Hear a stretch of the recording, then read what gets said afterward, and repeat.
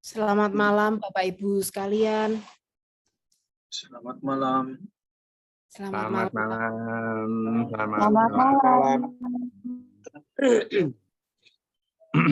Malam hari ini kembali kita mengikuti TOT bab yang ke-10 dengan judul menghidupi doa, ekaristi, dan sabda. Malam hari ini dibawakan oleh Romo Ivan. Untuk memulai acara, sebelumnya kita berdoa dulu. Saya boleh minta tolong Bapak Beni untuk memimpin doa. Pak Beni, selamat malam. Tika kok lihat aja loh. Oh iya, kelihatan Bapak Beni. Oh gede ya. Baik, mari kita mulai pertemuan kita malam hari ini. Kita satukan hati dalam nama Bapa dan Putra dan Roh Kudus. Amin. Terpujilah namamu ya Tuhan, Allah yang Maha Pengasih dan Penyayang. Kami mengucap syukur selalu kepadamu karena kasih-Mu yang tidak pernah berkesudahan. Engkau yang telah memelihara hidup kami, melindungi kami di sepanjang hari ini, bahkan Engkau selalu menjaga kami di dalam segala hal. Malam hari ini ketika kami boleh kembali melangkah di dalam TOT KPHB untuk sesi yang ke-10 yang akan dibawakan oleh Romo Ivan, sekiranya berkat-Mu sudi Kau curahkan atas setiap kami.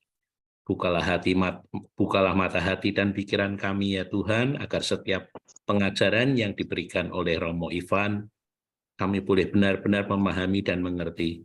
Dan terlebih untuk Romo Ivan sendiri, sekiranya Engkau limpahkan berkat-Mu, sehingga dia boleh menjadi kepanjangan tangan-Mu untuk membawakan firman-Mu, setiap kebenaran-Mu, dan kami, anak-anak-Mu yang berkumpul di Zoom ini, boleh selalu mendapatkan berkat daripada-Mu. Doa ini kami mohonkan Tuhan untuk penyelenggaraan sepanjang TOT pada hari ini, dan semua ini kami haturkan hanya di dalam satu nama Yesus Kristus, Tuhan dan Juru Selamat kami, yang hidup dan berkuasa kini dan sepanjang masa. Amin. Dalam nama Bapa dan Putra dan Roh Kudus. Amin. Terima kasih Pak Beni. Bapak Ibu, kita akan memulai acara ini. Romo Ivan, silakan, waktu dan layar kami persilahkan.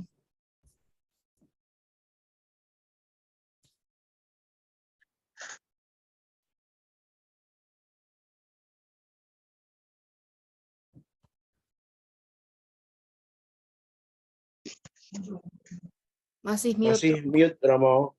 Ya. Saya izin share screen. Oke. Ya. Sebentar.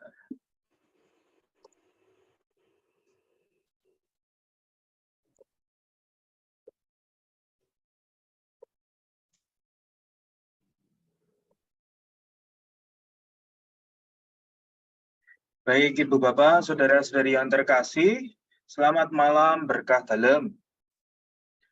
Pada kesempatan ini kita melanjutkan proses belajar bersama untuk TOT KPHB bab 10. Materinya judulnya adalah menghidupi doa, ekaristi, dan sabda. Menurut hemat saya, dua materi yang akan kita bawakan atau kita sampaikan kepada para peserta KPHB nanti adalah terkait bab iman. Iman itu perlu diungkapkan tetapi juga perlu diwujudkan. Di bab 10 ini kita bersama-sama diundang untuk menyampaikan kepada calon pasutri bagaimana iman itu harus diungkapkan, dan dari situlah kita mendapatkan buah-buah kekuatan untuk menjalani kehidupan rumah tangga. Dan nanti bab 11 minggu depan kita bersama-sama diundang untuk belajar menyampaikan bagaimana iman itu diwujud nyatakan dalam keterlibatan kita di dalam hidup menggereja dan masyarakat secara luas. Maka untuk memulai materi bab 10 ini, saya ingin mengajak panjenengan semua untuk mendengarkan atau bernyanyi bersama terkait lagu yang menurut saya bisa mewakili apa yang menjadi isi dari materi bab 10 ini. Kita dengarkan bersama, judulnya Firman-Mu terang bagi langkahku. Nah, saya harus share sound dan kita simak bersama-sama. Lagunya sangat inspiratif dan ini juga bisa mengawali dalam pemberian materi KPP di paroki kita masing-masing. Firman-Mu berita bagi kakiku, terang bagi jalanku. Firman-Mu berita bagi kakiku, terang bagi jalanku. Waktu ku bimbang dan hilang jalanku, tetaplah Kau di sisiku. Dan takkan ku takut asal Kau di dekatku, besertaku selamanya.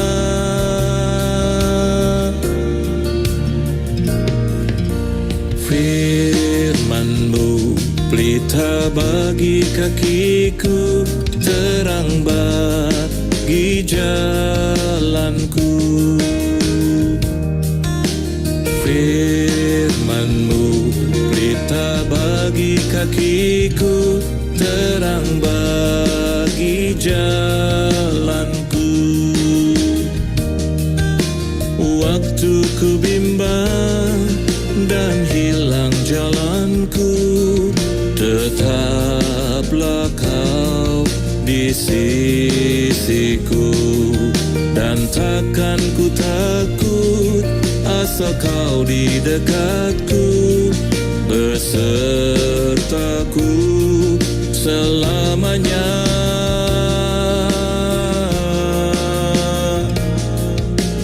Firman-Mu pelita bagi kakiku, terang bagi jalanku.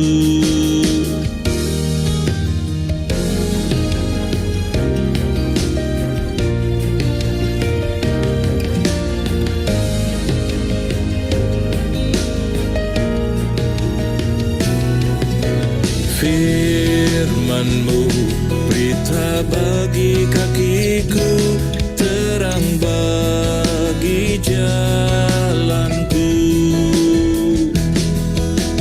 Firman-Mu berita bagi kakiku, terang bagi jalanku.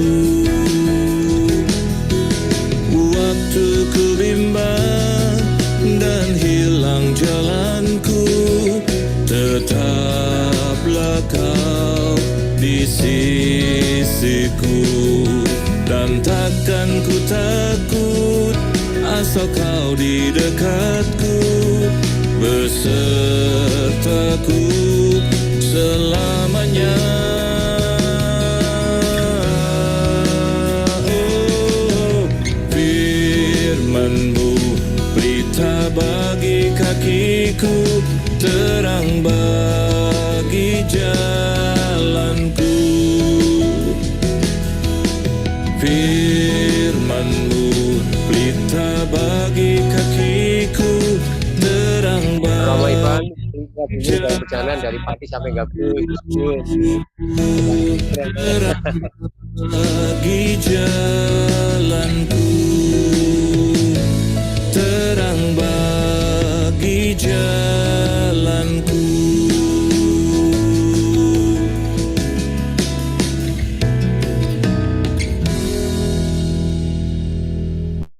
Baik, satu lagu yang saya siapkan itu sengaja saya sampaikan di awal, juga bisa menginspirasi panjenengan semua untuk memberikan sedikit animasi untuk masuk di bab 10 ini, terkait menghidupi doa, ekaristi, dan sabda.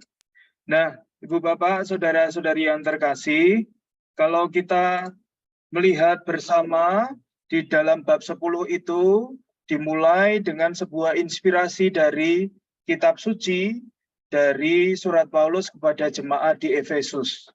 Nah,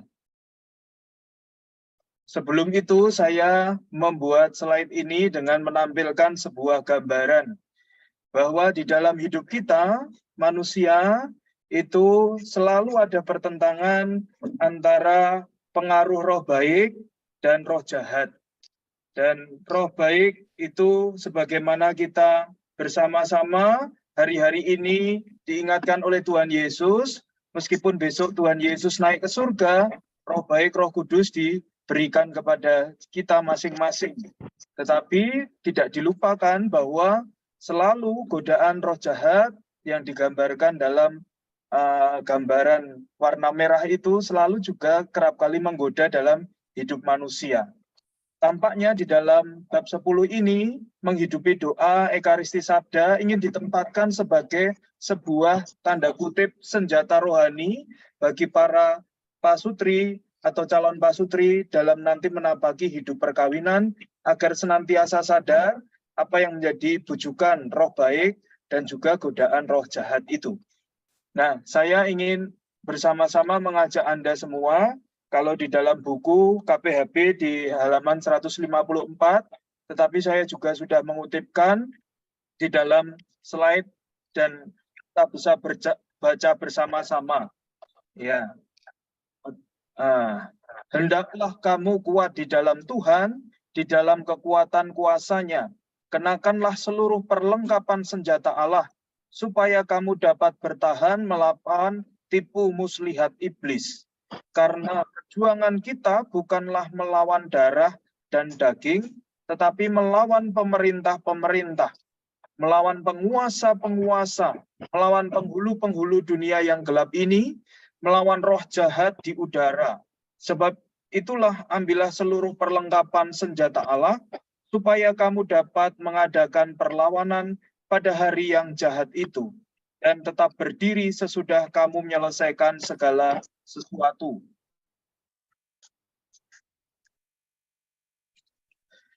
Jadi, berdirilah tegap, berikat pinggangkan kebenaran, dan berbaju sirahkan keadilan. Kakimu berkasutkan kerelaan untuk memberitakan Injil damai sejahtera dalam segala keadaan. Pergunakanlah perisai iman, sebab dengan perisai itu kamu akan dapat memadamkan semua panah api dari si jahat, dan terimalah ketopong keselamatan dan pedang roh, yaitu firman Allah, dalam segala doa dan permohonan. Di dalam ilustrasi saya tampilkan bahwa kita sebagai orang Katolik telah dipersenjatai dengan senjata-senjata rohani, antara lain firman dan juga iman itu sendiri. Nah, di akhir surat Paulus itu, kita bersama-sama diundang berdoalah setiap waktu di dalam roh, dan berjaga-jagalah di dalam doamu itu dengan permohonan yang tak putus-putusnya untuk segala orang kudus, juga untuk aku, supaya kepadaku, jika aku membuka mulutku, dikaruniakan perkataan yang benar, agar dengan keberanian aku memberitakan rahasia Injil yang kulayani sebagai utusan yang dipenjarakan. Berdoalah supaya dengan keberanian aku menyatakannya sebagaimana seharusnya aku berbicara. Nah, dari surat Paulus kepada Efesus ini yang menjadi sebuah inspirasi awal di dalam halaman 144, ingin saya garis bawahi dengan slide ini, bahwa membangun hidup doa bersama pasangan yang akan kita sampaikan kepada calon pasangan suami istri itu merupakan cara terbaik untuk menghadirkan Tuhan sebagai sumber kekuatan bahtera rumah tangga dalam mengarungi samudera kehidupan yang sering diwarnai gelombang dan badai. Sekali lagi, inspirasi dari kitab suci ingin memperlihatkan betapa kita telah dikaruniai senjata rohani dalam mengarungi gelombang badai, menjalani bahtera rumah tangga kita masing-masing. Nah, Ibu, Bapak, Saudara-saudari, atau bisa kita sampaikan kepada calon pasutri, kepada calon KPHB atau pasutri dalam KPHB kita masing-masing, bahwa senjata rohani pertama-tama kita dapatkan oleh Tuhan Yesus sendiri, yakni Roh Kudus. Malam hari ini merupakan vigili di mana Yesus besok naik ke surga, dan di sana saya tampilkan sebenarnya Tuhan Yesus naik ke surga itu tidak membiarkan kita sendiri. Tuhan Yesus meskipun secara fisik tidak hadir dalam perjumpaan langsung di dunia kepada para muridnya termasuk kepada kita, Tuhan Yesus tidak meninggalkan kita sendiri, tetapi beliau mengaruniakan kepada kita Roh Kudus dalam burung merpati dan api. Seringkali di dalam kitab suci kita dengarkan bahwa Roh Kudus itu dicurahkan kepada kita masing-masing dan kepenuhannya ketika para rasul mendapatkan karunia pada hari ke-50 atau Pentakosta. Artinya Tuhan Yesus tidak membiarkan kita, para muridnya, termasuk juga dalam hal ini calon pasangan suami istri itu tanpa senjata rohani. Tetapi Tuhan Yesus memberikan bekal rohani di dalam mengarungi perjalanan hidup pribadi maupun bersama pasangan dalam perkawinan nanti, yakni Roh Kudus. Tapi sebagaimana di dalam ilustrasi awal tadi, bahwa selain Roh Kudus dicurahkan kepada kita, tampaknya juga bahwa di dalam Injil Yohanes hari-hari ini menyambut hari kenaikan Tuhan, itu juga dipertentangkan antara kuasa, baik kuasa jahat, kuasa Roh Kudus maupun kuasa iblis. Maka dari itu kita perlu waspada. Yang ingin saya tunjukkan dengan sebuah ilustrasi bahwa Tuhan Yesus sendiri digoda oleh setan di dalam puasa dan pantangnya di atas gunung. 3 kali Tuhan Yesus digoda oleh setan, tetapi Tuhan Yesus tetap bertahan, beriman kepada Allah yang mengutusnya ke dunia. Termasuk juga di dalam hidup kita, kita masing-masing juga pasti menjadi manusia yang lemah dan penuh dalam arti tertentu kerapuan ini, tidak luput dari yang namanya godaan-godaan iblis, godaan roh jahat yang selalu menggoda kita.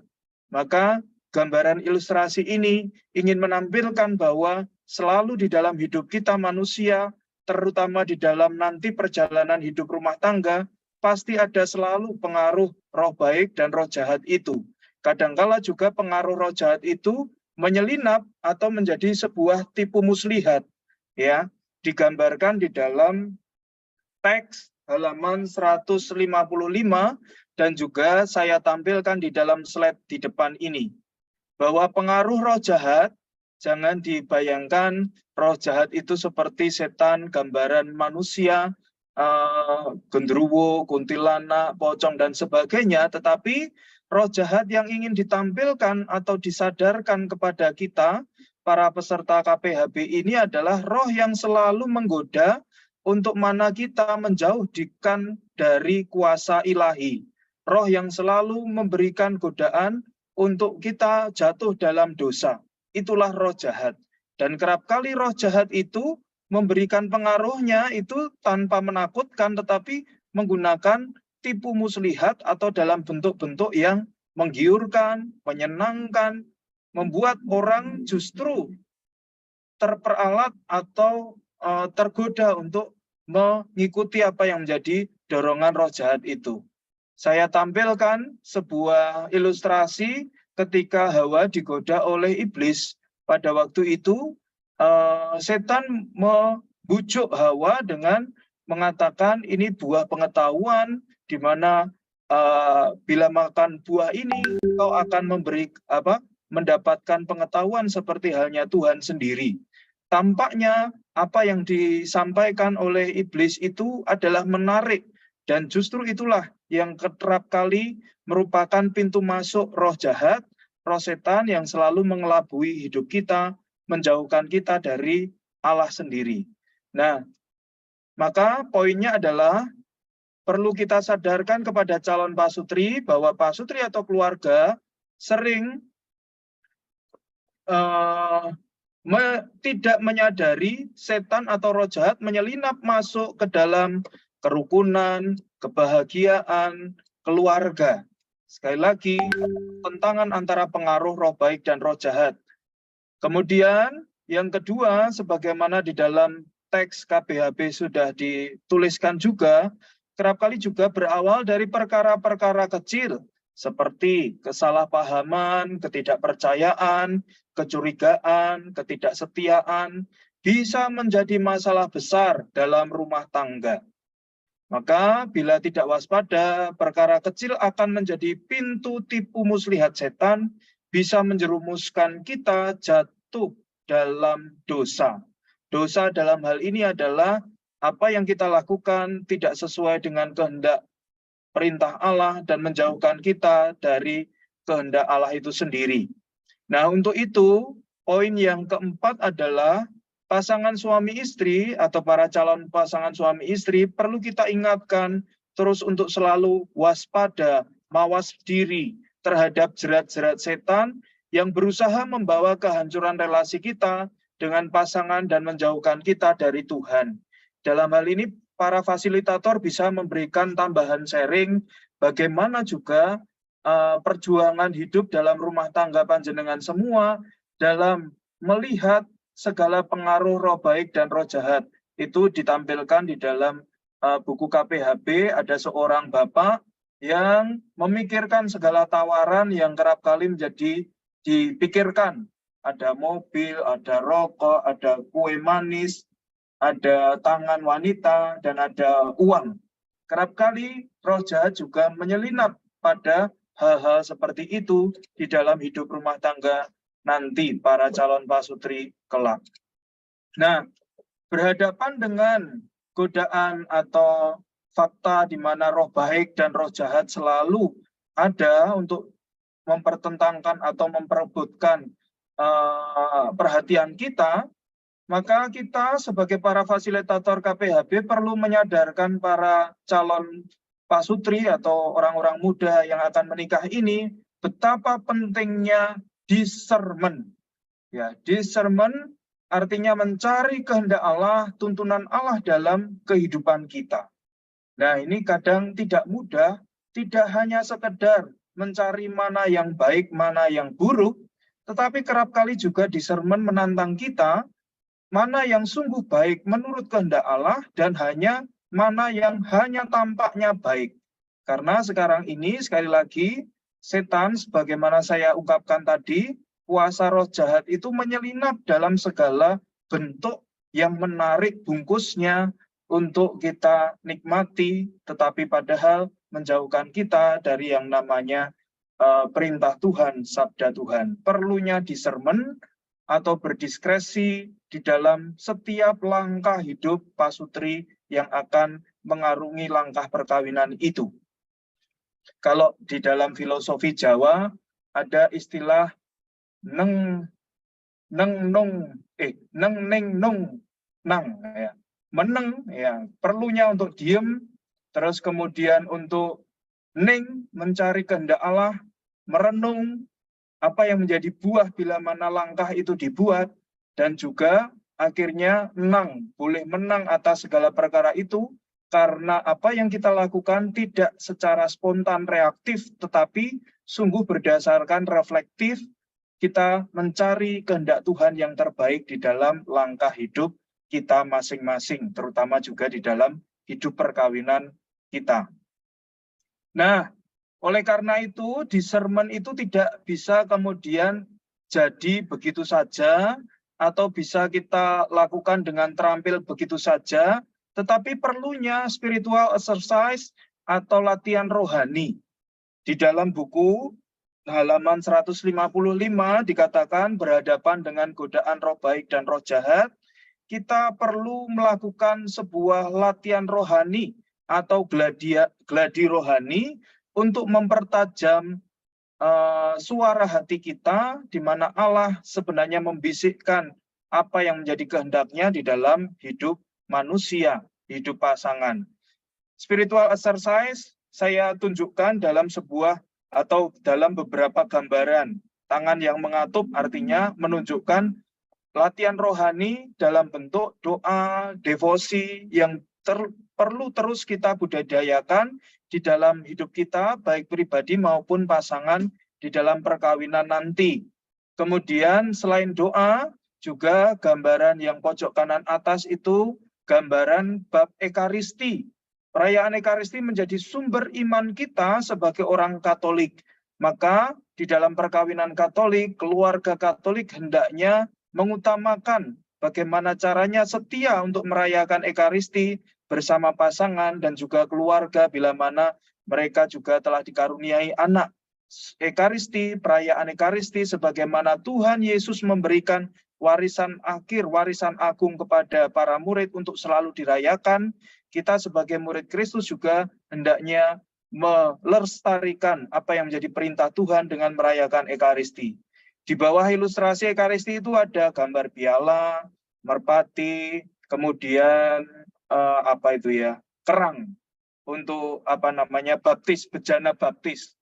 Nah, ini menunjukkan kita sebagai orang Katolik, latihan rohani salah satunya juga bisa kita buat dengan menimba rahmat dalam sakramen-sakramen gerejani. Kalau kita bersama-sama merenungkan di dalam sakramen gereja, ada 7 sakramen gereja yang diberikan kepada kita, sebenarnya melalui titik-titik atau tonggak-tonggak kehidupan kita, Allah senantiasa hadir. Dari awal kelahiran, melalui sakramen baptis, beranjak dewasa, komuni pertama, penguatan, kemudian perutusan, imamat maupun perkawinan, bahkan sampai pada rahmat rekonsiliasi, karena kita selalu dalam keadaan yang dosa, penuh kerapuan, sakramen tobat, siap untuk memberikan kita rahmat kerahiman Allah, dan juga akhirnya rahmat sakramen pengurapan orang sakit. Artinya, melalui latihan rohani, menimba kekuatan dari sakramen-sakramen ini, kita bersama sebagai orang Katolik, terus berusaha untuk menimba penyertaan kasih Allah di dalam perjalanan hidup, pesiaran hidup kita masing-masing. Dan seperti halnya di dalam lagu yang saya putarkan di awal tadi, kita harus membiasakan diri untuk membaca kitab suci. Karena sabda Tuhan yang paling otentik itu pertama-tama bukan dalam arti dalam ceramah atau khotbah Romo, tetapi ya pertama-tama bisa kita renungkan sendiri melalui sabda Tuhan. Dan disitulah pentingnya untuk membaca kitab suci. Kita perlu menyadarkan kepada para calon manten, calon pasutri, kerap kali kita orang Katolik memang dengan rendah hati perlu diakui kurang semangat di dalam membaca kitab suci, tetapi perlu ditekankan di dalam KPHB yang akan kita berikan nanti, bahwa tidak lain adalah membaca kitab suci, kita bisa menemukan, menimba apa yang menjadi kehendak Allah di dalam hidup kita, di dalam perjalanan perkawinan kita, karena nilai-nilai Kristiani yang ditunjukkan Yesus semua ada di dalam kitab suci. Nah, ini saya memberikan gambaran. Dengan kata lain, kita bersama-sama, diundang untuk mengadakan latihan rohani agar otot iman kita semakin tumbuh dan berkembang kuat untuk menjalani kehidupan yang kadang tidak selalu mudah ini. Dan ini menjadi sebuah pelajaran bagi para calon pasutri agar mengasah, melatih. Namanya melatih itu perlu kontinuitas.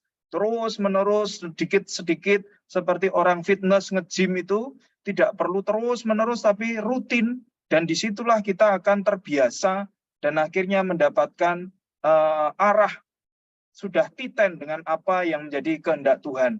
Poinnya adalah cara membiasakan diri. Saya tuliskan sebagaimana juga saya sarikan di dalam halaman 156 buku KPHB ini, yakni yang pertama bagaimana kita diajak, para calon pasutri diajak untuk membiasakan diri untuk setia, untuk taat pada kebenaran kehendak Allah, sehingga tidak mudah digoyangkan oleh tipu daya setan atau roh jahat.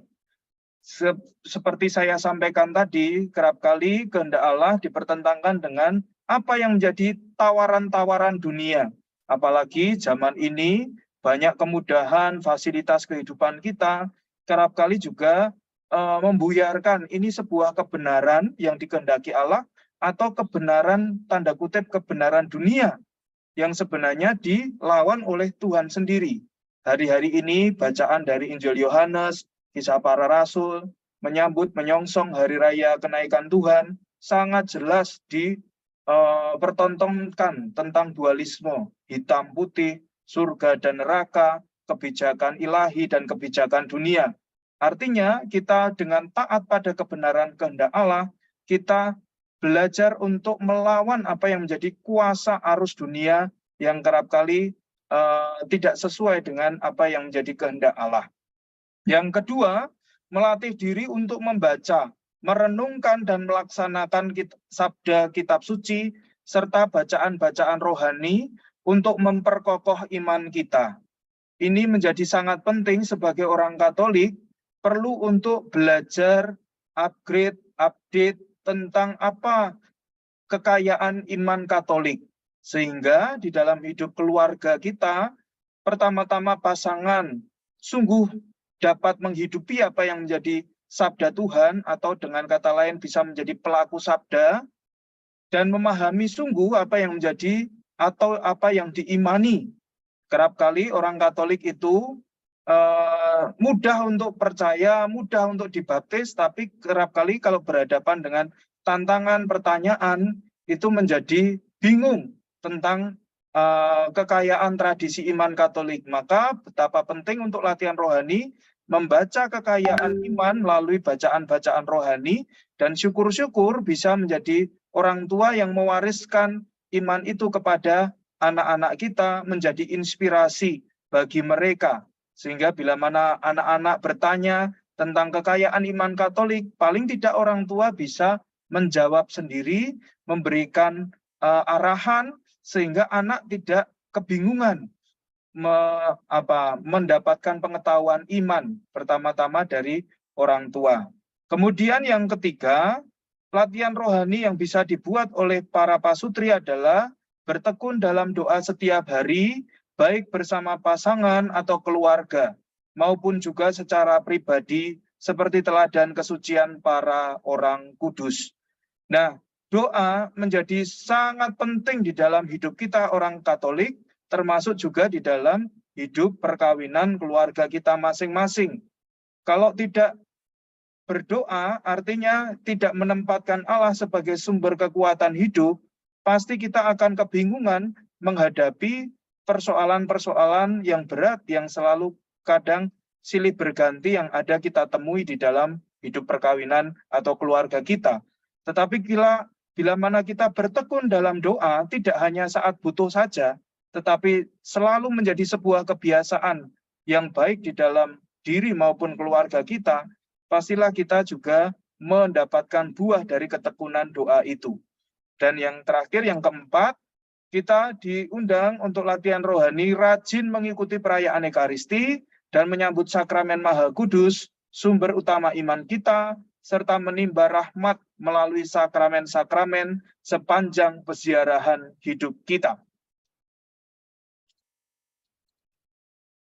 Nah, Ibu Bapak, Saudara-saudari yang terkasih, saya ingin menggarisbawahi apa yang sudah tertulis di dalam buku KPHB ini, yakni menghidupi doa, karena pertama-tama doa suami istri itu akan mempererat persatuan batin antara pasangan itu sendiri. Kebiasaan saling mendoakan juga akan mempererat ikatan batin antar anggota keluarga tersebut. Dalam hal ini, jenengan sebagai para fasilitator bisa men-sharingkan bagaimana doa itu juga bisa mempererat persatuan kasih antar anggota keluarga masing-masing. Saya di dalam komunitas religius, tidak hanya keluarga, di dalam komunitas religius kami para MSF ada yang namanya doa bersama. Setiap hari ada doa pagi, doa malam bersama. Meskipun hanya 2 orang di pasturan, 3 orang di pasturan, kami selalu berdoa bersama. Dan itu sungguh memberikan warna persatuan di dalam hidup kami. Selalu di dalam tugas pastoral, kerap kali kami sibuk, tetapi bila mana ada doa bersama, paling tidak ada sebuah usaha bersama untuk mempersatukan batin kami, sehingga saling memikirkan, saling gatek ke anggota komunitas. Kami saja yang hidup tanpa ikatan nikah dalam arti tertentu, komunitas religius bisa berdoa bersama dan mendapatkan buah dari doa bersama, apalagi panjenengan semua yang akan hidup di dalam perkawinan, tentu harapannya semakin terbiasa dengan hidup doa dan bertumbuh rasa persatuan antar hati di antara panjenengan semua. Nanti kalau sudah ada kehadiran anak di dalam keluarga, semoga kebiasaan doa ini ditularkan terus-menerus, sehingga ikatan doa antar keluarga itu sungguh nyata dirasakan di dalam perjalanan hidup kita. Ada firasat, ada insting yang kerap kali kita alami, kita rasakan bila mana ada anggota keluarga kita yang mengalami misalnya, mohon maaf, musibah dan sebagainya, atau peristiwa penting dan sebagainya, kerap kali bisa diasah melalui doa-doa yang ada di dalam keluarga, doa pasangan ini. Nah, saya ingin menampilkan ini, bahwa kebiasaan doa dalam keluarga itu harus dibangun bersama dengan penuh komitmen sejak anak masih kecil sampai dewasa. Misalnya menciptakan jam doa keluarga. Dalam slide berikutnya saya hanya menampilkan pasangan suami istri, karena doa itu penting untuk membangun kebersamaan hati antara suami istri itu sendiri. Tetapi dengan kehadiran anak, kebiasaan doa sekali lagi seperti saya katakan harus dibangun dengan membuat jam doa keluarga bersama misalnya.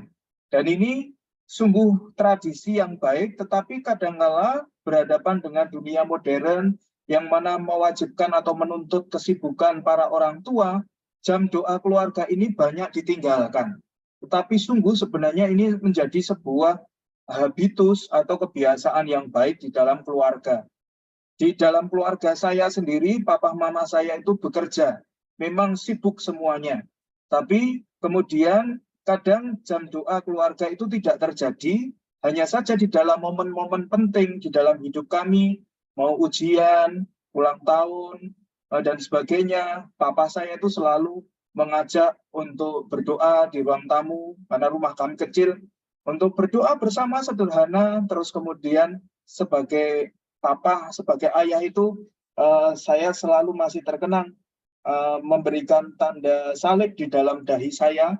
Itu menjadi sebuah inspirasi iman yang selalu menjadi sebuah selalu diingat oleh anak-anak sebagai warisan rohani yang baik. Maka kita sebagai para fasilitator KPHB sedikit mendorong agar setiap calon manten paling tidak punya angan-angan, minimal cita-cita dulu, bahwa di dalam keluarga yang akan dibangun perlu menciptakan jam doa. Sekali lagi, jam doa itu bukan sisa-sisa waktu, tetapi memang harus komitmen untuk dibuat, diciptakan. Kalau ya nanti Romo mengalir saja, kalau ada waktu, nah itu pasti nggak ada waktu, nggak akan pernah doa. Tetapi berani untuk menciptakan waktu kebersamaan untuk doa. Entah jam 9 malam, jam setengah 10 malam. Nah, dengan menghidupi habitus doa keluarga, orang tua bisa memberikan warisan rohani, inspirasi rohani untuk generasi selanjutnya. Nah, ini gambarannya di dalam rumah itu ada sebuah sudut doa. Kemudian, nah, Ibu Bapak, Saudara-saudari yang terkasih, sebagaimana kita memberikan kesadaran pada para calon pasutri bahwa pentingnya doa bersama, kita juga memberi kesadaran betapa pentingnya kita juga membina relasi kita dengan Tuhan secara personal, dengan doa pribadi. Kita berdoa artinya berkomunikasi dengan Tuhan, bersyukur dan sekaligus memohon rahmat kekuatan ilahi. Saya menggambarkan ini orang tua yang selalu rajin untuk berdoa. Kadangkala memang seringkali orang muda atau dalam arti tertentu usia-usia produktif itu doa itu belum menjadi sebuah habitus, belum menjadi sebuah kebiasaan. Baru kemudian ketika pensiun, kemudian sudah sepuh, itu banyak orang tua kita lihat itu baru megang rosario, kemudian hidup dalam hidup doanya sebagaimana kita lihat dalam ilustrasi ini. Nah, maka dari itu kita perlu menyadarkan bahwa doa itu bukan kemudian nanti ketika kita tua. Karena doa itu perlu dibudidayakan sejak kita masih muda, termasuk di dalam hidup perkawinan kita yang mungkin masih usia dini. Maka Tuhan itu perlu, doa itu perlu dibuat. Bisa jadi belum menjadi sebuah habitus atau kebiasaan, tetapi kita memaksa diri untuk doa, pasti buahnya akan kita rasakan. Selain membantu kita dalam pembedaan roh, doa pribadi membangkitkan harapan iman sepanjang persiaran hidup ini. Kita masing-masing berhak memilih doa devosi atau doa personal yang paling sesuai dan sungguh membantu menyuburkan iman kita. Di dalam halaman 157 terkait doa pribadi atau doa devosi, doa kebaktian khusus, di sana ditampilkan ada doa litani para kudus, doa rosario, doa kepada Santo Mikael. Tetapi melalui slide ini saya ingin menambahkan juga bahwa devosi di dalam gereja Katolik itu ada banyak sekali. Yang namanya devosi atau dalam arti devosi itu dan dari devot, kebaktian, menghormati. Tentu doa devosi itu ada banyak, misalnya rosario, novena Maria, novena Santo Santa, dan sebagainya. Yang sekarang ini baru hits itu terkait novena Santo Yusuf. Di gereja Ambarawa itu ada patung Santo Yusuf tidur untuk mendampingi, melindungi mereka yang sedang krisis di dalam hidup dan sebagainya. Sekali lagi untuk doa devosi itu tidak ada batasan, mana yang paling sesuai dan juga paling membantu menyuburkan iman personal itu perlu atau bisa dipilih.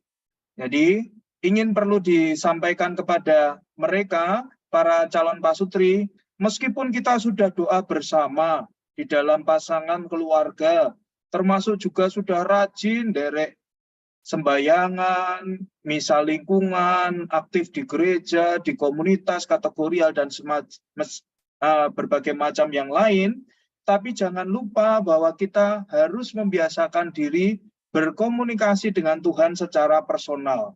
Kalau tidak ingin banyak kata-kata, doa meditatif bisa dibuat. Misalnya dengan meditasi Kristiani, tidak banyak omong tetapi kita hening. Ada waktu kebersamaan kita secara personal dengan Tuhan, itu menjadi sebuah habitus yang baik.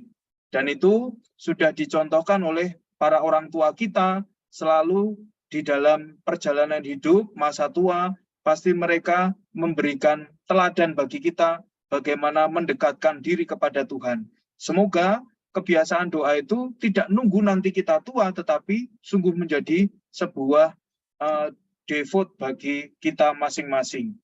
Saya memberikan contoh sedikit sharing ya. Saya punya kesaksian sungguh Romo Wim van der Weyden. Romo Wim van der Weyden ini adalah dosen kitab suci Romo MSF dari Belanda. Dia selama hidup mengajar kitab suci di kampus, kemudian dia punya devosi kepada Santo Yusuf. Dan sebelum devosi Santo Yusuf terkenal di Indonesia, Romo Wim van der Weyden ini sudah sangat devot kepada Santo Yusuf. dia punya doa khusus kebaktian kepada Santo Yusuf, dan dipercaya Santo Yusuf itu memberikan kematian yang indah bagi setiap orang yang memberikan atau berdoa kepadanya. Dan sungguh luar biasa, ini menjadi sebuah kesaksian iman paling tidak yang saya temukan sendiri di dalam perjalanan hidup saya. Romo Wim van der Weyden ini meninggal dengan sangat indah sebagaimana diharapkan melalui doa kesetiaannya pada devosi Santo Yusuf.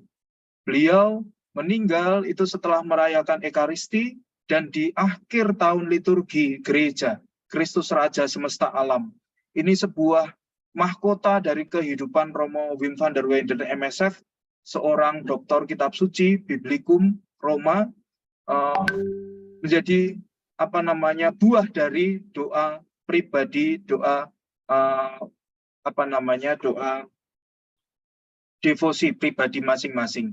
Nah, jenengan sendiri, para fasilitator bisa memberikan sharing kepada para teman-teman muda yang akan membina hidup rumah tangga. Misalnya para ibu-ibu di dalam mengandung, proses mengandung, kemudian melahirkan anak-anak yang dipercayakan Tuhan kepada panjenengan semua. Pastilah ibu-ibu para wanita ini, sebagaimana Bunda Maria juga berdoa dalam hati. Ini menjadi sebuah kekuatan yang bisa jadi tidak kita sadari, tetapi rahmat Allah juga mendengarkan apa yang menjadi seruan kita, orang beriman. Nah, di dalam buku buku dinamika, baik yang warna biru maupun yang warna pink, nanti bisa dieksplor panjenengan untuk membuka di bab 10 ada sebuah latihan yang bisa disampaikan kepada para calon pasutri terkait hidup doa yang bisa dibangun nanti di dalam perkawinan mereka, hidup rumah tangga mereka, baik berdua maupun nanti bila mana ada kehadiran anak. Nah, di sana panjenengan bisa memberikan waktu agar mereka bisa berdinamika berdua dengan pasangan untuk melihat habitus, misalnya doa keluarga, kondisi saat ini, atau melihat dalam keluarga asal, apakah doa keluarga itu sudah ada atau belum? Kalau belum, hambatannya itu apa? Terus mengandaikan hambatan yang ke depan itu seperti apa juga? Misalnya kesibukan pekerjaan, terus solusinya apa? Kalau memang sibuk, menciptakan waktu dan sebagainya, mengikuti perayaan Ekaristi, bagaimana membaca sabda, bagaimana, dan bisa disaringkan satu sama lain. Dan di sini juga sekali lagi sharing dari para pasutri dalam hidup doa keluarga itu sangat membantu, memberikan inspirasi tersendiri bagi para calon manten, calon pasutri yang akan menikah ini. Nah, Ibu Bapak, saudara-saudari yang terkasih, kita bisa menyadarkan kepada para calon manten, calon pasutri ini, bahwa dalam slide ini saya tunjukkan sedikit tambahan yang tidak ada di dalam buku ini, bahwa dalam liturgi perkawinan Katolik, orang tua itu akan memberikan hadiah parsel rohani kepada anak-anak mereka. Dengan kata-kata, biasanya pada umumnya, anak-anakku terimalah benda-benda rohani ini sebagai bekal dan sarana untuk selalu mengandalkan Tuhan dalam hidup berkeluarga kalian. Doa kami selalu menyertai kalian. Nah, saya ingin menunjukkan hal ini supaya tradisi memberikan parsel rohani ini tidak hanya sebagai sebuah formalitas yang harus ada di dalam liturgi perkawinan, misa manten, tetapi lebih dari itu, marilah kita juga menyadarkan para calon manten, ini bukan hanya formalitas, tetapi sungguh maknanya itu mendalam, bahwa orang tua itu memberikan senjata rohani dalam hidup perkawinan dan keluarga baru kalian nanti. Maka parsel rohani ini jangan dibiarkan terus-menerus dibungkus, tetapi sungguh kitab suci dibaca dan patung serta salib yang juga diberkati oleh imam ini dipakai doa di dalam pasangan, berdua maupun nanti bersama keluarga kecil kalian. Nah, ini sangat inspiratif yang bisa kita tunjukkan juga karena di dalam liturgi perkawinan ada tradisi yang baik, memberikan parsel rohani kepada mempelai berdua. Nah, kita juga bisa menambahkan dan mengingatkan kepada para calon pasutri bahwa secara berkala perlulah untuk menyegarkan janji perkawinan setiap saat atau dalam momen-momen spesial di dalam ulang tahun perkawinan 25, 50, atau selalu di paroki-paroki, paling tidak di paroki MSF itu seringkali kami mengadakan animasi untuk penyegaran janji perkawinan untuk mensyukuri dari waktu ke waktu cinta Tuhan yang nyata dalam kehadiran pasangan kita. Selalu di dalam penyegaran janji perkawinan, panjenengan semua nanti diberi kesempatan untuk mengucapkan kembali apa yang telah Anda ikrarkan kepada Allah, kepada pasangan panjenengan masing-masing. Dalam untung dan malam, dalam sehat dan sakit dan sebagainya. Dengan penyegaran janji perkawinan, Anda berdua diingatkan akan janji suci perkawinan dan beroleh berkat semangat baru untuk melanjutkan kehidupan rumah tangga dalam terang iman. Ibu bapak saudara-saudari yang terkasih, kadangkala tidak mudah untuk mengajak para pasutri untuk sadar akan pentingnya penyegaran janji perkawinan. Allah mungkoyo ngono. Allah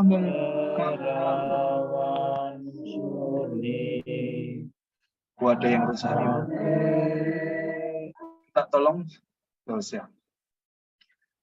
Kebiasaan penyegaran janji perkawinan, meskipun hanya tampaknya sederhana, akan sangat berarti bila mana itu diucapkan dengan kesungguhan hati. Jangankan panjenengan, kami para imam setiap tahun, meskipun kami sudah mengikrarkan janji setia seumur hidup, waktu tahbisan, waktu kaul kekal, tetapi selalu di setiap tahun kami, paling tidak di Romo-Romo MSF itu ada yang namanya pembaruan janji kaul. Itu setiap hari pesta keluarga kudus. Kemudian janji imamat seringkali kami bersama para imam yang lain dalam rekoleksi imam dalam pekan suci. Setiap tahun itu selalu diperbarui sehingga kami diingatkan akan hakikat jati diri kami sebagai imam altar Kristi dan juga mohon rahmat untuk langkah kehidupan kami sebagai imam di waktu selanjutnya. Oleh karena itu, panjenengan semua yang hidup di dalam hidup perkawinan juga diundang untuk selalu secara berkala memperbarui atau menyegarkan janji perkawinan supaya tidak lupa bahwa Anda sudah mengikrarkan janji setia kepada pasangan dan juga mohon rahmat Allah untuk menyertai perjalanan hidup selanjutnya. Ini perlu disampaikan supaya para calon manten nanti kalau ke depan diundang, kalau sudah menikah setahun 2 tahun diundang untuk menyegarkan janji perkawinan, ada habitus untuk mau datang dan menyegarkan janji perkawinan ini. Bukan hanya formalitas belaka, tetapi perlu disadarkan maksud baik dari penyegaran janji perkawinan ini. Kemudian saya ingin mengakhiri presentasi ini dengan sebuah kutipan dari Paus Fransiskus dalam Amoris Laetitia 317 dan 318. Bunyinya demikian. Bila sebuah keluarga berpusat pada Kristus, ia akan mempersatukan dan menerangi seluruh kehidupannya. Doa keluarga merupakan suatu cara istimewa untuk mengungkapkan dan menguatkan iman. Dengan kalimat sederhana, doa dapat mendatangkan begitu banyak kebaikan bagi keluarga kita. Nah, saya ingin menutup presentasi ini dan bisa menjadi inspirasi panjenengan untuk menyampaikan nanti di dalam paroki masing-masing dengan sebuah ilustrasi bagaimana menghidupi doa, menghidupi Ekaristi dan Sabda. Sebenarnya semua itu dibuat untuk bersama-sama kita menyadarkan kepada para calon manten pentingnya kita setia mengikuti Yesus sampai nanti akhir di dalam kehidupan kita dengan sebuah tampilan sederhana ini. Sebentar, saya akhiri dengan sebuah tampilan ini. Kesetiaan mengikuti.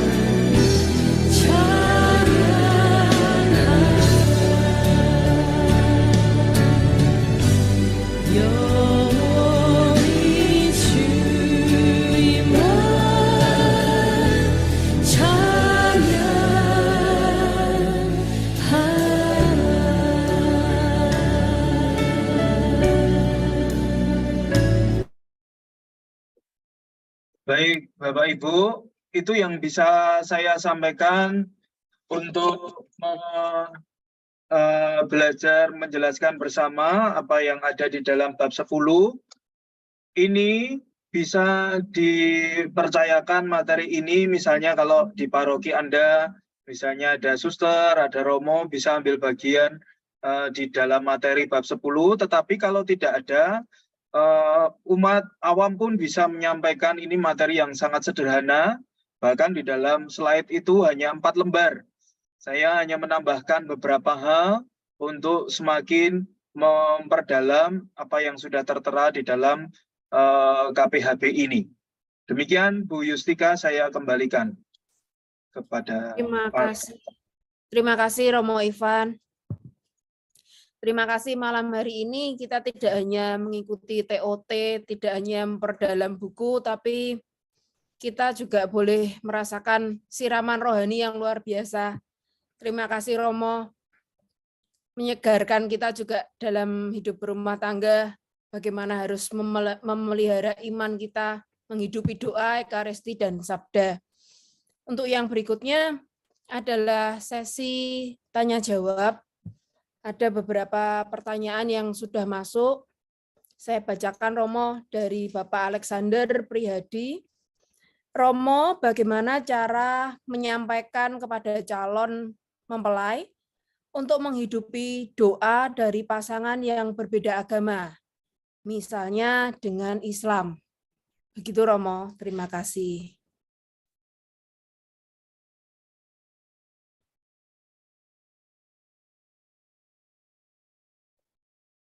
Di dalam perkawinan beda agama, tentu tidak mudah untuk membuat sebuah ungkapan doa, ungkapan iman yang sama. Tetapi ada hal yang perlu kita pahami, bahwa doa itu kan berkomunikasi dengan Tuhan, dengan kekuatan yang lebih tinggi dibandingkan manusia, kekuatan ilahi. Maka budidaya doa itu tidak kemudian hanya untuk pasangan Katolik-Katolik saja, tetapi pasangan beda agama pun perlu bersama-sama duduk sembahyang kepada yang ilahi. Allah dan Allah yang Esa itu perlu dibuat juga. Nanti di dalam prakteknya seperti apa, saya yakin beberapa pasangan bisa memberikan sharing. Saya punya sharing paling tidak yang pasangan yang saya kenal. Beliau adalah pasangan beda agama, yang yang putri atau yang ibu itu adalah Katolik, sedangkan yang bapak itu adalah Muslim. Itu menjadi sebuah kesaksian bagi saya, paling tidak meskipun di dalam hidup perkawinan beda agama, mereka menikah di gereja Katolik, tapi mereka berusaha untuk memberikan memberikan waktu untuk saling bersama-sama berdoa. Istilahnya ya bukan berdoa, tetapi ada waktu bersama untuk merenung bersama, melihat kersaning Gusti di dalam hidup rumah tangga mereka.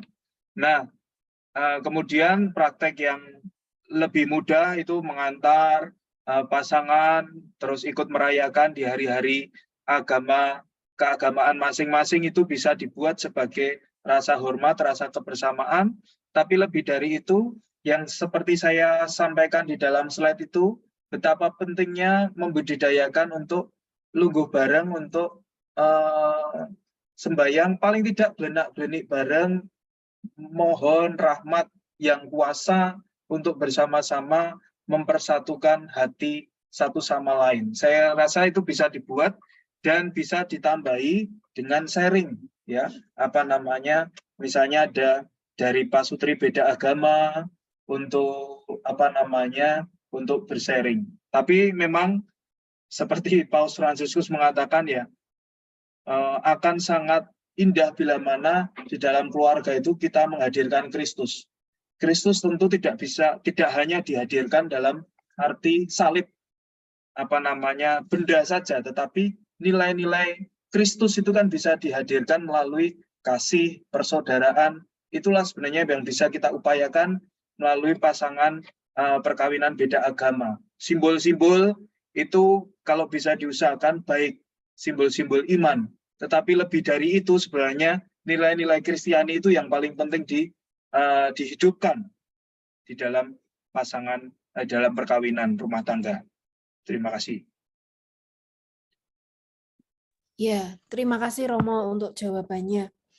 Kemudian dari Jati Dewi, Bapak atau Ibu ya ini.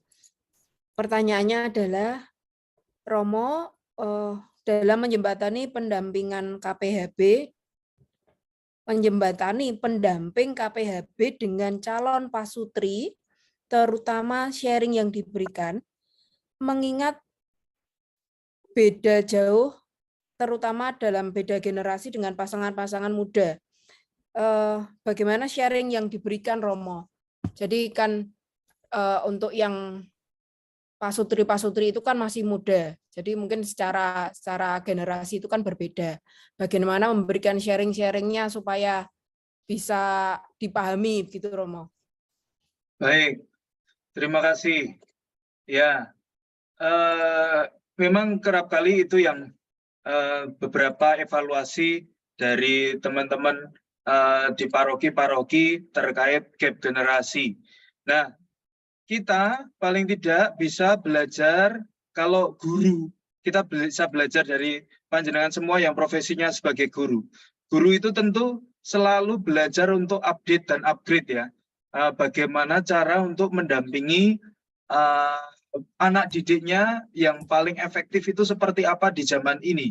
Begitu juga kita para fasilitator KPHB, materinya sebagaimana dikatakan oleh Bapak Uskup, ini menjadi sebuah buku utama. Tetapi kita bisa memberikan intermezzo, bisa memberikan ilustrasi sesuai dengan apa yang menjadi kebutuhan zamani orang muda sekarang ini.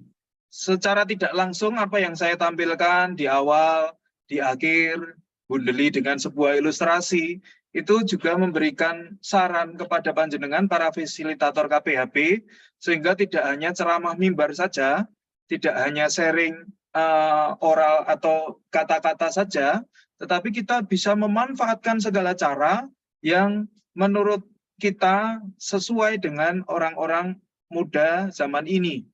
Nah, mungkin saya tidak begitu menguasai, tetapi paling tidak saya sendiri juga mengalami karena generasi milenial juga. Orang-orang muda sekarang ini itu kan sudah kalau untuk konsentrasi lama itu akan sulit, tetapi mereka akan mudah dengan sebuah tampilan audiovisual, dengan video, ilustrasi, itu akan berbicara dibanding mereka harus baca teks. Ya, kami para imam itu memang dipaksa dalam arti tertentu dalam kuliah itu membaca buku, teks dan sebagainya. Tapi saya melihat adik-adik saya, frater-frater sekarang ini, mereka tuh canggih-canggih menggunakan IT, menjelaskan Trinitas dengan sebuah tampilan video dalam durasi 1 menit. Wah, bagi saya tuh, wah hebat sekali ya. Tapi itu menunjukkan bahwa generasi sekarang itu tidak usah banyak kata-kata, tidak usah banyak ceramah mimbar, tetapi dorong untuk beri stimulus agar mereka bisa berkreasi, mengekspresikan apa yang menjadi kebutuhan mereka. Itu sedikit sharing. Jadi bisa sekali kita selalu ikut zaman dalam arti zamani, tetapi nilai-nilai iman, nilai-nilai yang perlu kita sampaikan jangan kemudian berkurang. Meskipun kemasannya boleh kita tadi pakai lagu, pakai ilustrasi, itu kan sangat mendukung. Tapi yang poin pentingnya jangan malah lupa. Kita bingung cari di YouTube macam-macam, tapi materinya apa tuh yang disampaikan karena sudah bingung, sudah cari ilustrasi macam-macam. Itu tanggapannya. Makasih. Iya, terima kasih Romo. Mungkin kalau sharing itu kan generasi para pendamping ini kan juga pernah muda, pernah mengalami jadi awal-awal dulu ya Romo, sebagai calon gitu ya Romo. Mungkin bisa men-sharingkan oh ketika dulu seperti apa, itu mungkin juga bisa jadi masukan ya Romo. Iya. Kemudian Bapak Ibu, apakah ada pertanyaan yang lain? Dari Pak Sutri, YB Basuki, dan Ibu Heni, ini ada raise hand. Apakah ada yang ditanyakan? Ya, selamat Romo. Ye. Malam berkah dalam Romo Ivan. Malam Pak Basuki. Kita pada bab 10, yaitu bagaimana menghidupi Pak Sutri dengan doa Ekaristik dan Sabda. Untuk bagaimana kita membiasakan dan mencintai membaca kitab suci, Sabda, itu tentunya membutuhkan suatu kiat-kiat. Bagaimana untuk memulai mereka supaya mencintai membaca Sabda atau kitab suci. Apakah melalui bacaan dalam kalender akademis, kalender liturgis, atau dengan memilih-milih yang disuka, atau bagaimana Romo, supaya mereka tetap setia mencintai kitab suci sebagai iman untuk mengembangkan imannya. Karena kita kan juga dibatasi oleh yang namanya magisterium atau pengajaran gereja, berarti kita harus mengikuti ajaran gereja. Ya. Apakah kita untuk memulai itu melalui kalender liturgi, atau boleh kita milih-milih, atau mulai depan sampai belakang? Artinya biar katam. Itu yang baik bagaimana? Terima kasih. Baik, terima kasih Pak Basuki. Pertanyaannya, untuk membiasakan habitus doa di dalam keluarga baru para calon manten, para calon Pak Sutri ini. Di dalam materi KPHB ini, di Keuskupan ini memberikan dinamika di dalam buku Dinamika Pasangan itu sebuah cara membuat perencanaan terkait hidup doa di dalam keluarga yang akan mereka bangun.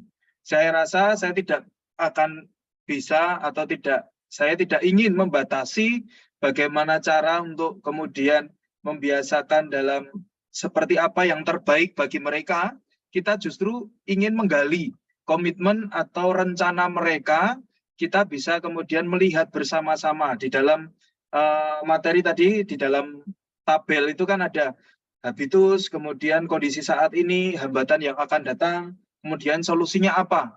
Jadi misalnya mau membaca kitab suci setiap hari, wah, itu sangat realistis tidak. Padahal pasangan bersama-sama kerja, harus berangkat pagi, pulang malam misalnya. Jadi kita menggarisbawahi saja apa yang menjadi rencana-rencana di dalam mereka untuk membangun hidup doa. Yang penting adalah yang kita dorong, hidup doa itu tidak terjadi begitu saja. Artinya perlu memang kita memaksa diri untuk para pasangan itu untuk menciptakan waktu doa. Ya, minimal misalnya jam doa bersama. Dan ini perlu ditekankan lagi, bila mana di dalam keluarga asal tidak punya habitus doa, bukan berarti kita tidak bisa membuat habitus baru. Maka di dalam KPHB selalu kita dorong para pasutri yang akan merajut hidup rumah tangga ini untuk berani membuat sebuah habitus baru di dalam hidup perkawinan mereka dengan membiasakan diri dalam gladi rohani atau yang saya sebut tadi spiritual exercise yang paling sesuai dan sangat membantu untuk menyuburkan iman mereka. Mau misalnya kesepakatan sebulan sekali ke Gua Maria, mengapa tidak? Ya, kita beri apresiasi. Misalnya membaca kitab suci sesuai kalenderarium, boleh silahkan. Sekali lagi, pilih yang sesuai dan juga yang paling membantu menyuburkan. Jangan justru malah menyulitkan pasangan. Jadi doa itu kan ungkapan syukur sekaligus kita ngetuk hati Allah untuk memberikan rahmat-Nya atau permohonan. Maka doa itu meskipun awalnya mungkin terpaksa, mungkin males-malesan, Tapi kalau selalu dipaksa itu akhirnya terbiasa dan menjadi sebuah habitus. Itu jadi Pak Basuki, jawaban saya semua devosi itu yang istilahnya membantu untuk memperkembang iman umat itu tidak masalah, didoakan. Kecuali memang ekaristi memang harus ada pakem-pakemnya tadi, ya itu. Terima kasih. Ya, begitu Bapak, Ibu, jawaban dari Romo. Kemudian, apakah ada pertanyaan yang lain? Oh ya, sedikit nambahi. Pak Basuki itu sekarang itu di Kanisius, di Obor itu banyak doa-doa kecil, buku doa kecil, buku doa keluarga. Itu bisa ditunjukkan kepada para calon manten. Kalau memang sulit untuk berdoa, sekarang ini tuh orang anak-anak tuh sulit untuk berdoa spontan ya. Paling tidak untuk belajar membaca doa wis apik ya. Nanti pelan-pelan untuk spontan, karena doa itu sekali lagi yang justru dari hati, apa yang menjadi kebutuhan itu yang sungguh sebenarnya membantu. Kalau mengutip katanya Paus Fransiskus dalam kutipan yang saya kutip tadi, dengan bahasa kalimat yang sederhana, sebenarnya kita bisa mendatangkan kebaikan yang luar biasa di dalam hidup keluarga. Terima kasih, itu tambahannya. Terima kasih Romo. Ya. Mungkin juga bisa diberikan suatu contoh, misalnya di kalender liturgi itu juga ada yang pakai suara. Mungkin pada saat-saat tertentu sambil mendengarkan bacaan yang dilafalkan itu, disuarakan, itu juga sebagai alternatif. Misalnya ketika istri masak, kita dekat di situ bersama-sama, atau di saat tertentu kita berdua itu bisa tiap pagi bisa mendengarkan bacaan harian itu. Biasanya kalau suruh baca sendiri itu kan sering-sering enggak nikmat. Kalau ada suaranya, ada musiknya, itu mungkin lebih juga menarik. Demikian Romo. Ya. Terima kasih. Tambahan lagi renungannya dari Misafa, Romo-Romo MSF. Wah, top Pak. Ya. Pesan sponsor. Terus ya Romo, selalu update dan berganti topik ya. Ya, silakan Bapak Ibu, apakah ada pertanyaan yang lain? Tidak harus pertanyaan, sharing, Ya, tanggapan juga boleh. boleh. Kalau mau sharing. Tidak ada, mulai gasing. Mungkin sharing tentang bagaimana menghidupi doa, ekaristi, dan sabda di dalam keluarganya masing-masing, sehingga bisa menjadi berkat untuk teman-teman di sini. Silahkan. Ya, saya rasa itu penting. Jadi materi ini tidak hanya teori pemahaman saja, tetapi sharing apa yang sudah diperjuangkan, yang sudah dihidupi oleh keluarga-keluarga para fasilitator itu bisa menjadi sebuah inspirasi bagi teman-teman muda di dalam KPHB. Ternyata doa itu penting, dan kekuatan doa itu sejauh apa mungkin melalui mujizat-mujizat yang terjadi di dalam keluarga. Mujizat itu tidak harus yang menggemparkan dunia, tetapi mujizat-mujizat sederhana, mujizat-mujizat kecil yang diperoleh keluarga berkat kesetiaan iman kepada Kristus itu juga bisa menjadi bumbu yang sangat baik untuk memberikan inspirasi kepada anak-anak muda yang kadangkala mengikuti KPHB itu hanya karena kewajiban ya. Tapi dengan tambahan-tambahan seperti itu, semoga semakin membuka mata mereka betapa pentingnya meletakkan Yesus di dalam hidup rumah tangga mereka ke depan. Monggo. Betul, dasar iman itu luar biasa di dalam keluarga, sangat dibutuhkan. Apalagi kalau biasanya pasutri-pasutri muda itu kan masih mencari pola ya Romo. Ya. Jadi masih banyak hal yang masih berproses, masih banyak hal yang harus dilalui. Nah, itu kalau imannya itu yang menjadi dasar itu harus kuat supaya mereka bisa mengalami itu bersama, melewati, jadi bisa kuat di dalam iman, keluarganya juga boleh solid gitu ya Romo. Ya, peristiwa-peristiwa iman yang sudah dialami oleh keluarga para fasilitator itu menurut saya juga baik. Kadang iman itu bertumbuh dengan peristiwa-peristiwa, kita ditabrakkan dengan pengalaman-pengalaman yang bagi kita manusiawi itu mustahil.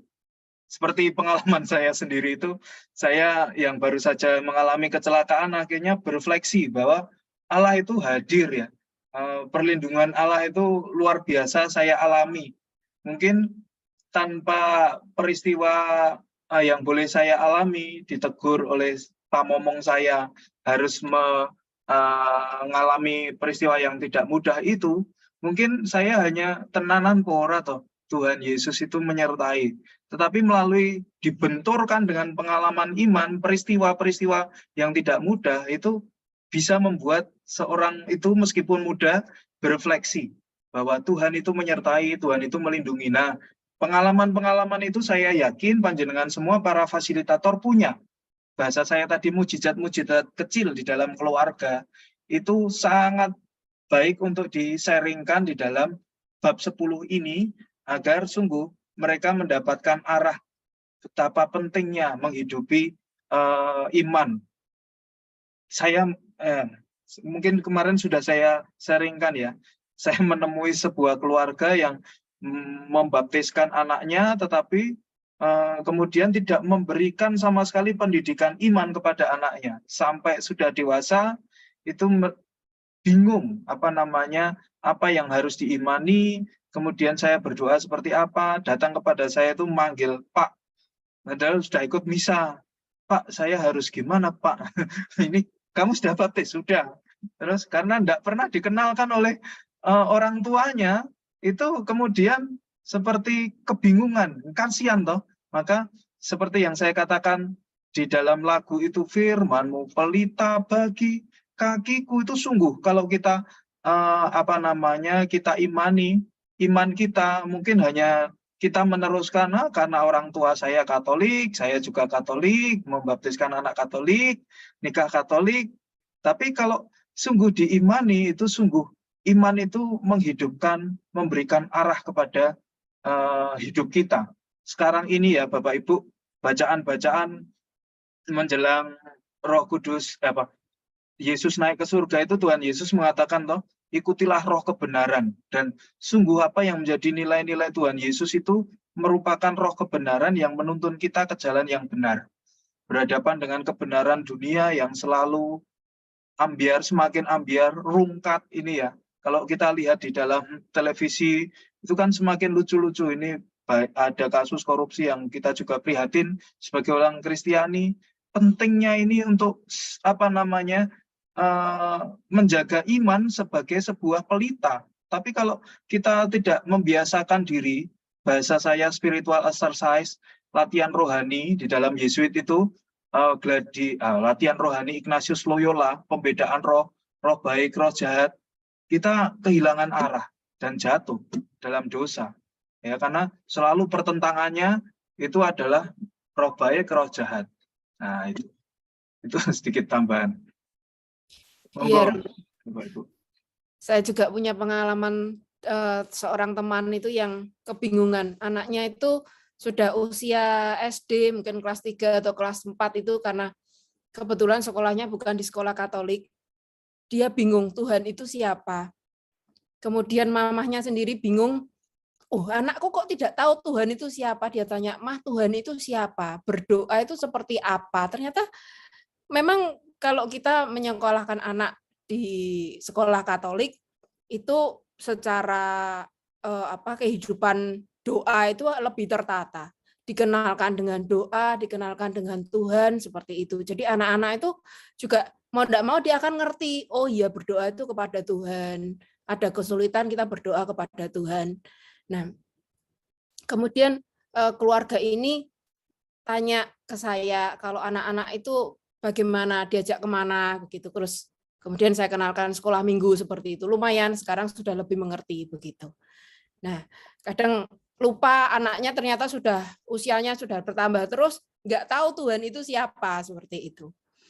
Nah, kemudian Romo ada sharing dari Bapak Priyo Purbiantoro. Bapak mungkin sharingnya bisa secara ini langsung aja.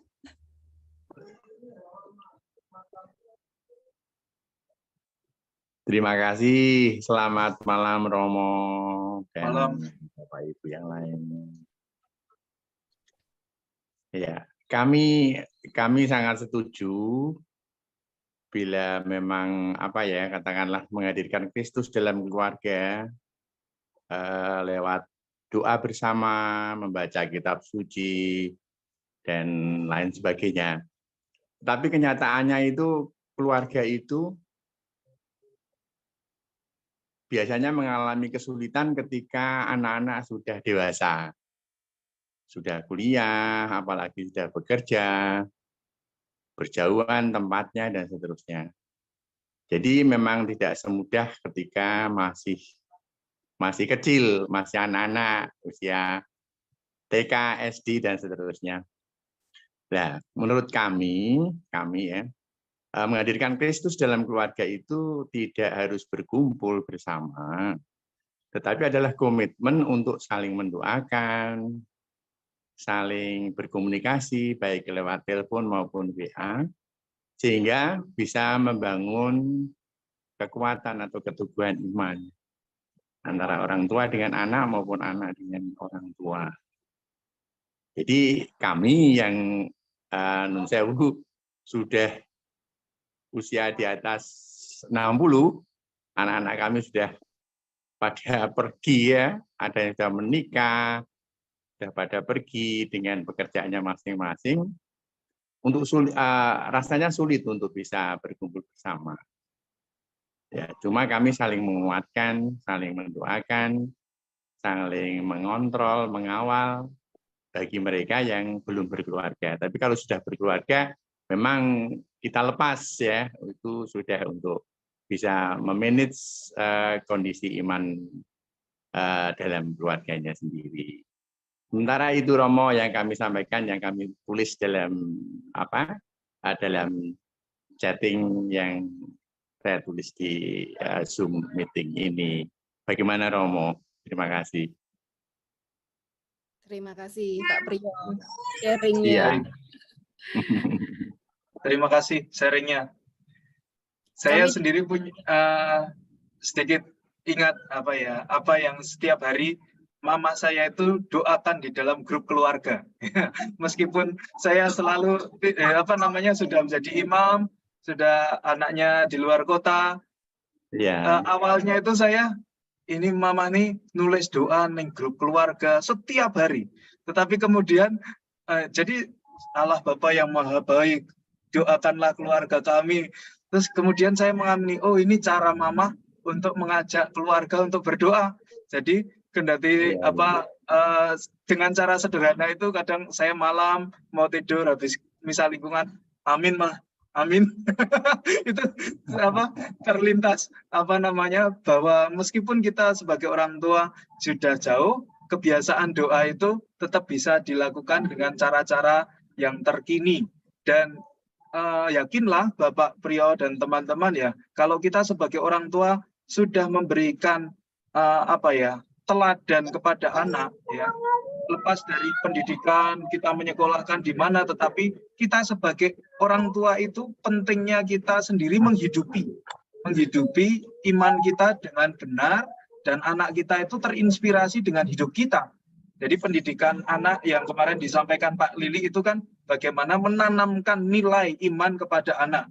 Tapi ini agak sedikit mundur di bab ini, paling tidak aku sendiri dengan pasangan ya, itu perlu menghidupi doa dengan setia. Syukur-syukur apa yang aku lakukan itu menjadi inspirasi bagi anak, itu luar biasa.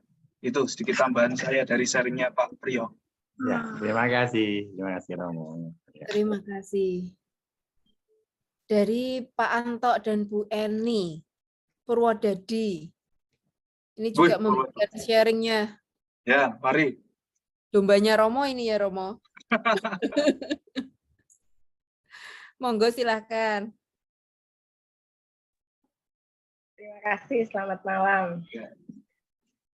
Sama-sama. Mungkin Romo Ivan juga sudah tahu banyak tentang kami, tentang Glory, bagaimana kami belajar untuk berdoa bersama. Sejak kecil memang Glory kami ajarkan untuk berdoa. Bahkan di usia 2 tahun itu dia sudah hafal Salam Maria. Ya, di usia 3 tahun itu sembah bukti bisa bahasa Jawa. Bahkan ini kami setiap hari ikut rosario, walaupun awal-awal dia belum hafal gitu, dia Mah, aku nanti tak nyoba ya Mah gitu, nyoba untuk sembah bukti. Setelah dia mencoba, kita kasih apresiasi, good job Kak, bagus banget seperti itu. Itu yang padahal Glory itu masih usianya masih 5 tahun, itu masih bulan Juli besok. Intinya kami juga banyak belajar dari Glory, bagaimana kami belajar berdoa, bahkan tiap malam ini dia selalu mimpin doa itu mendoakan adiknya yang masih di kandungan. Tuhan Yesus, beri kesehatan buat adikku yang masih di kandungan, besok biar lahir, biar bisa main sama aku. Buat bunda, buat ayah, beri kesehatan selalu. Seperti itu. Itu padahal kami tidak mengajarkan seperti itu, tapi dia langsung doa spontan itu. Itu yang menyentuh hati kami. Dan ya semoga bisa menjadi pegangan buat dia untuk kedepannya. Itu sih. Romo Ivan paling juga sudah tahu, sudah cerita. Ya. Ya. Itu Ya, aja. terima kasih. Sharing, jadi pembiasaan yang di dalam, makasih Mbak Eni. Jadi pembiasaan di dalam keluarga, anak kecil kalau sudah diarahkan, pasti seperti tadi lagu itu, jadi pelita di dalam hidup anak itu nanti. Meskipun kita jauh seperti tadi Pak Priyo dan anaknya, saya yakin anak yang sudah jauh dari orang tua itu ingat apa yang menjadi keutamaan iman yang diwariskan oleh orang tua kepadanya. Makasih sharingnya. Terima kasih Bu Eni sharingnya. Pasti karena sering mendengar Bu Eni berdoa, jadi anaknya juga bisa berdoa demikian. Tidak perlu diajarkan, tapi dia mendengar itu dia sudah belajar. Luar biasa teladannya sebagai orang tua. Terima kasih. Ngajari dulu. Dia jadi apal gitu. Ya. Kemudian apakah ada pertanyaan yang lain, Bapak Ibu? Atau mungkin ada sharing yang lain?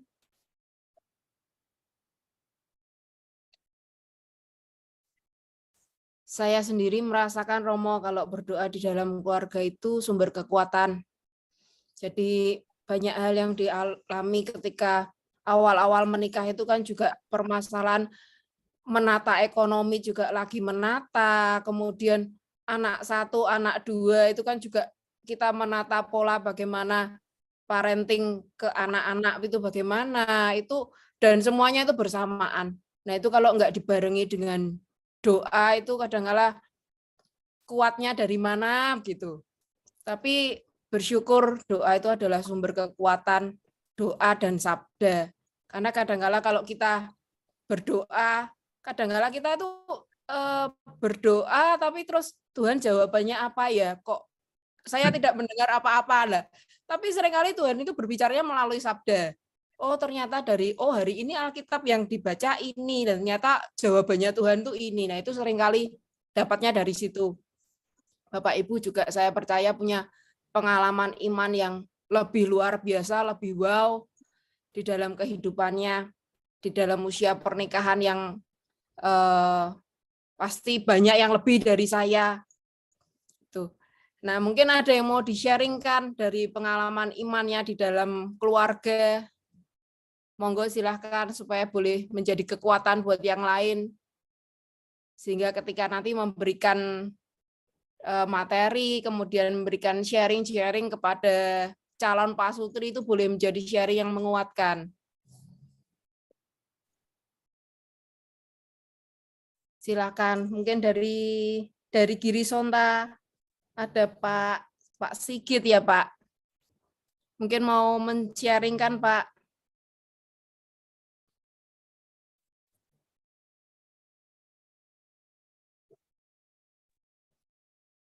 Terima kasih, sudah banyak sharingnya.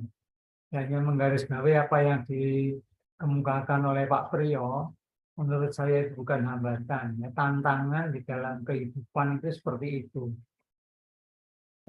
Apalagi kalau anak-anak sudah dewasa dan mencari upo sendiri-sendiri, itu tentu pasti ada tantangan-tantangan dalam kehidupan untuk doa dalam keluarga.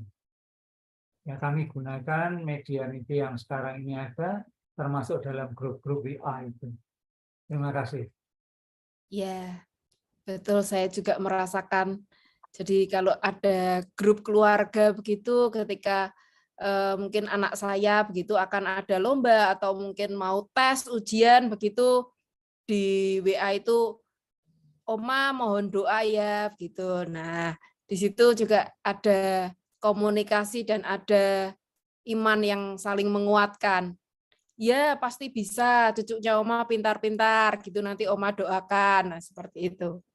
Terima kasih, Pak. Bapak, Ibu, apakah mungkin ada pertanyaan yang lain? Boleh nambahi? Oh, monggo, Ya. monggo, Mbak Eni. Pengalaman kami, jadi dalam keluarga itu bapak saya sudah lama meninggal, maksudnya sudah karena sakitnya 10 tahun stroke. Itu beliau setiap jam 12 siang itu beliau masuk ke kamar berdoa. Nanti jam 1:30 gitu beliau keluar, jam 3 masuk lagi koronka. Itu setiap hari beliau berdoa seperti itu. Bahkan maksudnya tidak mengajak anak-anak, tidak mengajak bareng berdoa begitu, enggak. Cuma kami belajar dari kebiasaan orang tua yang setiap hari itu melakukan doa seperti itu. Sampai beliau tidak ada atau dipanggil Tuhan, itu beliau masih rutin berdoa. Itu mungkin bisa untuk tambahan untuk Pak Priyo tadi, nggih. Jadi tidak selalu anak-anak itu tidak selalu belajar dari diajak aja, tapi melihat pun kami juga banyak belajar dari situ. Itu. Terima kasih. Terima kasih, Mbak Eni. Belajar dari teladan orang tua ya. Luar biasa, budaya yang baik. Memberikan teladan yang baik. Terima kasih, Bapak Ibu. Apakah masih ada pertanyaan? Selamat malam, Bu Tika. Oh ya. Mohon izin memberikan satu tambahan, masukan, sharing atau apapun bentuknya ini. Ya. Romo, mohon izin. Mengenai kehidupan doa dalam keluarga. Kalau kita membiasakan, kita mengajarkan pada calon pasutri untuk doa keluarga, mesbah doa, dengan keluarga besok kalau dengan anak-anak, kemudian sementara belum ada anak, suami istri, doa keluarga ini, mesbah doa ini pasti kita berdua atau dengan anak-anak. Nah, saat kita berdoa, ini kita kan menyampaikan unek-unek kita kepada Tuhan. Apa yang menjadi masalah kita, harapan kita, ucapan syukur kita tentang apa yang terjadi hari ini, dan sebagainya.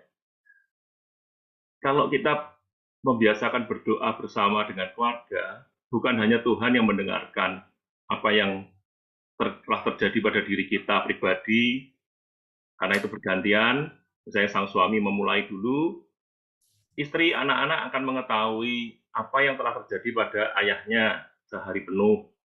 Kalau itu doanya malam, ucapan syukur apa, kenapa sang ayah ini bersyukur, dapat rezeki, atau apa, atau sukacita seperti apa. Kemudian punya problem apa, kemudian bergantian. Artinya apa?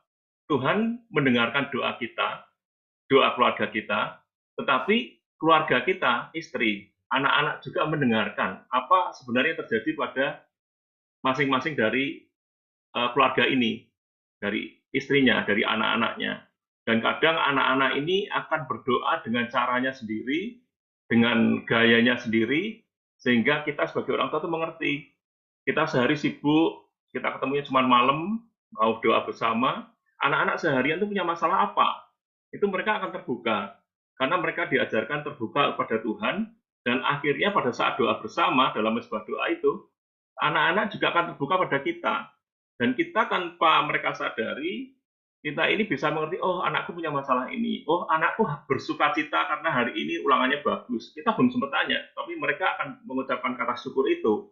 Atau mereka mungkin sedang ada masalah dengan temannya, atau apa. Kalau anak-anak sudah mulai agak gede, mungkin juga mereka curhat pada Tuhan tentang pacarnya dan sebagainya. Jadi Bapak Ibu, kita mulai ajarkan pada calon pasutri, bahwa keterbukaan di dalam doa itu penting. Sehingga tidak hanya Tuhan yang mendengarkan doa kita, tetapi pasangan kita dan keluarga mendengarkan, sehingga mereka akan merespon setiap permasalahan hidup kita, dan kehidupan keluarga akan menjadi lebih baik, karena mereka tahu, sebetulnya sang istri ini, hari ini punya masalah apa, kok diam aja. Jadi bukan karena mau ngeneng ke sing lanang, tidak. Mau mendiamkan suaminya, tidak, tapi memang ada masalah. Dan itu diucapkan pada Tuhan, dan kita mendengarkan. Sedikit sharing itu, Romo, Bu Tika, Bapak Ibu semua, matur nuwun. Makasih Pak Dodi. Terima kasih Pak Ya. Dodi. Kehidupan Benar doa. apa yang disampaikan. Tadi di dalam slide juga saya tampilkan betapa doa itu bersama membuat persatuan hati ya. Persatuan hati, saling memahami apa yang menjadi pergulatan, perjuangan masing-masing. Kalau tidak ada doa bersama itu rasanya ikatan hati dan saling memahami apa yang menjadi pergulatan itu kurang menurut saya. Sedikit sharing di dalam komunitas pastoran itu akan sangat beda kalau ada hidup doa itu selalu ada dibandingkan dengan selalu sibuk tanpa ada hidup bersama, hidup doa. Nah ini semoga di dalam keluarga juga habitus doa itu menjadi sebuah cara untuk mempererat hati satu sama lain, saling memahami perjuangan hidup sehari-hari yang dialami oleh setiap keluarga. Makasih sharingnya Pak Dodi. Terima kasih Pak Dodi, terima kasih teman-teman yang sudah memberikan tanya jawab, memberikan sharing. Terima kasih sekali. Apakah ada pertanyaan yang lain? Saya tanyakan lagi. Kalau tidak ada, boleh kita tutup, Romo? Boleh, pulang pagi. Pulang gak sih? Besok Yesus naik surga. Balik gak sih? Balik gak sih? Oke. Ya. Kita mau doa penutup dulu. Mbak Eni boleh bantu kami untuk doa penutup? Ya. Ini ya, oke.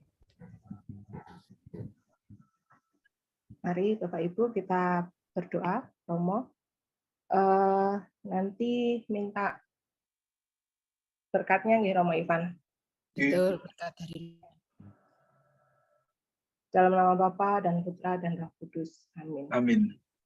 Allah Bapa yang Maha Kasih, puji dan syukur kami aturkan kehadirat-Mu atas bimbingan-Mu, penyertaan-Mu untuk acara TOT malam hari ini. Kiranya apa yang menjadi pelajaran hari ini dapat kami laksanakan di dalam kehidupan kami dan nantinya dapat kami berikan kepada peserta KPHB nantinya. Tuhan, ini kami akan melanjutkan aktivitas kami, kiranya Engkau sertai kami di dalam istirahat malam hari ini, serta untuk yang bertugas, kiranya Engkau juga berkati juga Tuhan. Dan untuk keluarga kami semuanya, semoga Engkau selalu berikan kami kesehatan dan kasih di dalam Dikau. Terima kasih Tuhan, mohon berkat-Nya. Tuhan bersamamu dan bersama rohmu. Semoga kita semua, segala rencana baik dalam hidup kita, istirahat malam kita, dan besok kita boleh merayakan kenaikan Tuhan Yesus dengan sukacita, dengan berkat-Nya yang berlimpah Bapa, Putra, dan Roh Kudus. Amin. Mohon tidak buyar dulu, kita masih ada sesi foto. Mas Ya. Bayu, silakan. Baik, Bu Tika, izin untuk foto Romo, Bruder, Suster.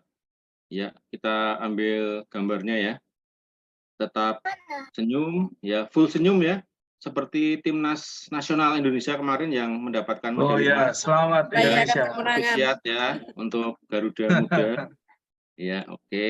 Menjadi trending topik. Oke. Yang layar kedua, Ibu dan Bapak Romo. Kemudian layar yang ketiga. Oke.